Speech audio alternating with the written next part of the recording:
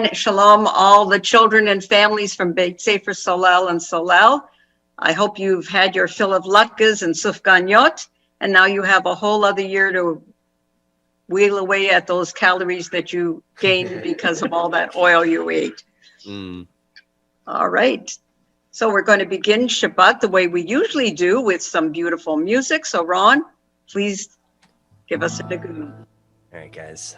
Again, a nigun is something that you don't need to know the words for. It's more about just kind of getting in the mindset for prayer and services. So we'll start off with yai la la da ya da da da da da da da da da da yai la ya da da da da da da da da da ya la da ya da da da yai da yai da yai da da da da da ya ya da da da ya da da da da da ya la la ya la la ya la la la la la la ya da da da ya da da da ya la la la la la ya la la ya ya da da da da da da da da da da da da da da ya da da da da da da da da da da da da ya da da da da da da da da da da da da da ya da da da da da da da da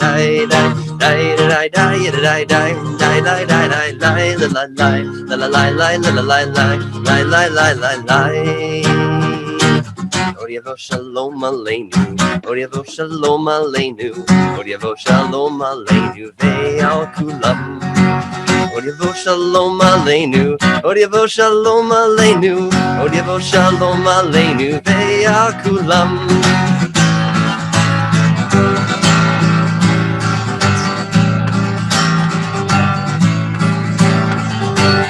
Oriavo shalom aleinu, Oriavo shalom aleinu, Oriavo shalom aleinu, ve'al kulam. Oriavo shalom aleinu, Oriavo shalom aleinu, Oriavo shalom aleinu, ve'al kulam. Salam aleinu ve'al kol ha'olam. Salam, salam, salam. Aleinu ve'al kol ha'olam, salam, salam. Shabbat shalom, guys. Shabbat shalom. Now that first nigun, did that come from any movie that the kids might have seen? Good year, it did. It's one of the ones that stuck in my head from Prince of Egypt. Sorry, not Princess Egypt. Prince of Egypt, a long time ago. Oh, that's good, because we're going to be hearing a story a little bit that has to do with Egypt and about Moses and about how the story started with Joseph. But first, I think we have to begin Shabbat by lighting the Shabbat candles. And unlike Hanukkah, which ended last night, we just have our 2 Shabbat candles, but still they bring the light of hope and the light of faith into our homes as we light the candles for Shabbos.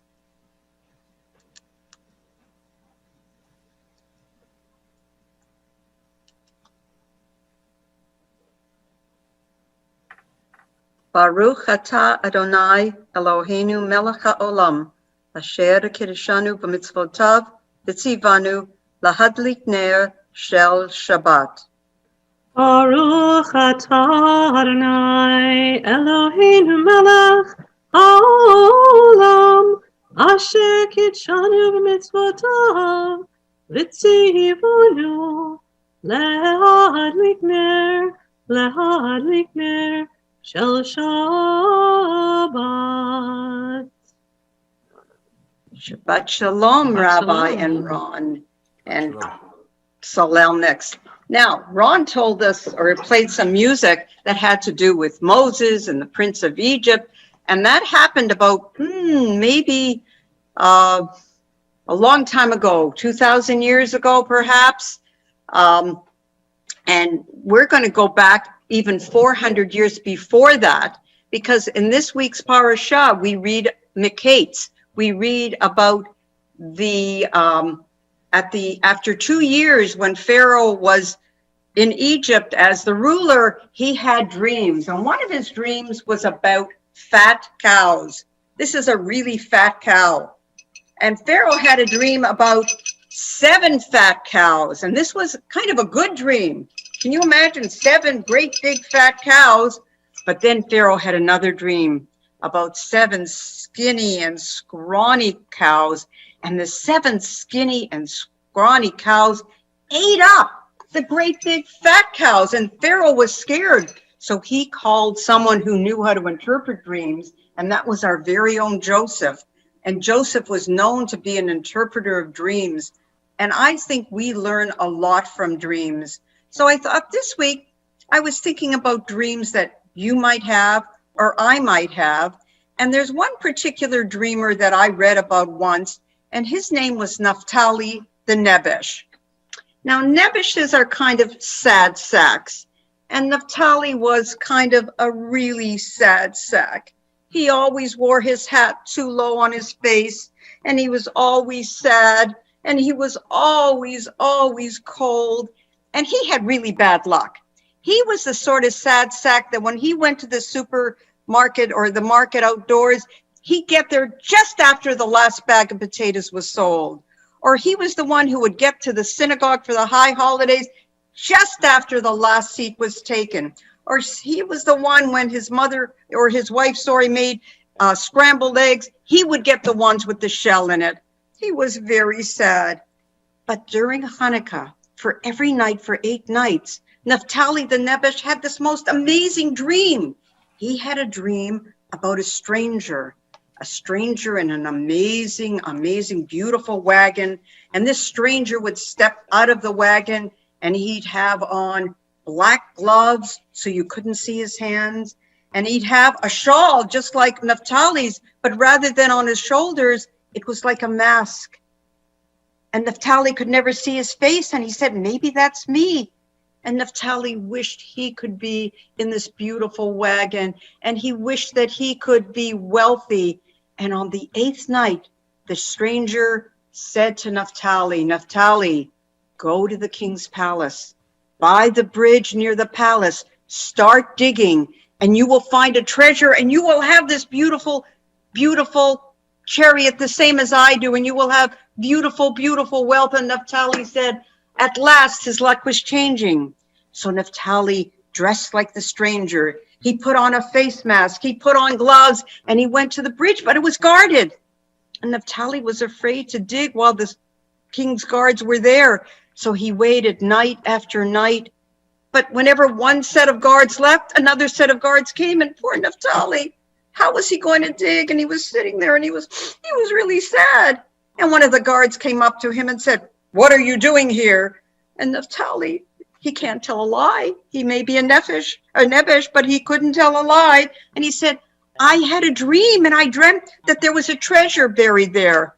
And the guards started laughing. And poor Naphtali said, oh, they're making fun of me. And one of the guards said, boy, if I believed every dream, I would go to the home of some poor man named Naphtali, and I dreamt there was treasure under the fireplace in Naphtali's home. And Naphtali thought, and he said, maybe I don't need these gloves.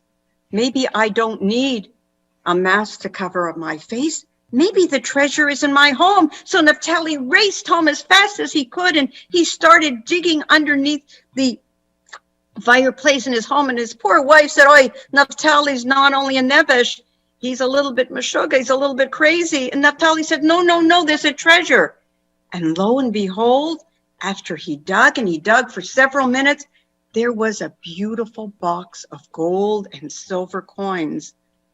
And Naphtali said, I don't have to be a Nebesh anymore, and nobody else has to be, because there are enough coins here not only to feed my family, but to feed all the families in my village. And Naphtali took that treasure that he saw in his dream, the treasure that was really right in his own home, and maybe he never thought to look in his own home. And he made sure that from then on in, he was no longer a Nebesh, but nor was anybody else, because he fed those who had not enough to eat, and he clothed those who did not have warm clothing. And he never had that beautiful, beautiful chariot like the wealthy man, but he became a very happy Naphtali. So that's our story for today, and it's kind of a nice story for the end of Hanukkah. And it was a nice dream. And I'm glad I still have at least one cow that I can show you sometimes. So we're almost ready to say goodbye for our Shabbat. So Rabbi, before Ron finishes with songs, do you have anything you'd like to say to our families? Well, Arlene, the story that you're sharing is such an important message for all of us because it reminds us sometimes what we're looking for, that buried treasure is right with us. And so whether that's something in your home that you've been looking for, or a feeling or a connection to those around you, we hope that you can find that treasure. And for many of us, that treasure every week comes with Shabbat because it gives us an opportunity to reflect on the many blessings that we have in our lives. So on this Shabbat, we wish you many blessings.